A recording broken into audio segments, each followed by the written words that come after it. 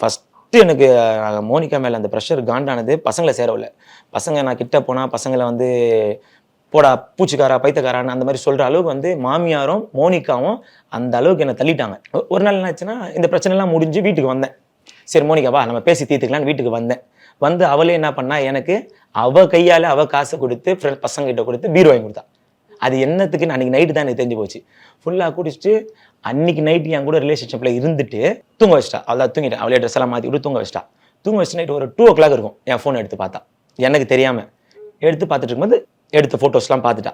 ஏன்னா அந்த ஒரு மாதத்தில் அந்த ப்ராப்ளத்தில் நாங்கள் அவகிட்ட கொஞ்சம் அஃபர் ஆகிட்டேன். ஸோ என்னாச்சுன்னா அந்த ஃபோட்டோலாம் மோனிகா எடுத்து அவளுக்கு அனுப்பினது இல்லாமல் என் ஃபேமிலியில் இருக்கவங்களுக்கு அவள் பேசுகிற ஆம்பளை பசங்கிட்ட, நல்லா புரிஞ்சுக்கோங்க பாயிண்ட்டை, ஆம்பளை பசங்கிட்ட அவள் யார் யார்ட்டெல்லாம் பேசுகிறாளோ அவங்களுக்கு, அவங்க அண்ணனுக்கு, அவங்க அண்ணன் தம்பிங்களுக்கு, எங்கள் வீட்டில் இருக்கவங்க எல்லாருக்கும் அனுப்பி விட்டு என்னோட பர்சனல் வீடியோ எடுத்து வச்சிருந்தேன். அது எல்லாத்தையும் அனுப்பிட்டு அன்றைக்கி நைட் ஒரே பிரச்சனை.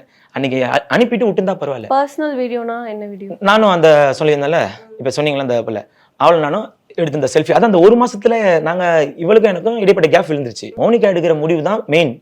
இல்லை நீங்கள் வந்து அம்மா வந்து சொல்லி கூட்டு போகக்கூடாது. அது ரொம்ப பெரிய தப்பு.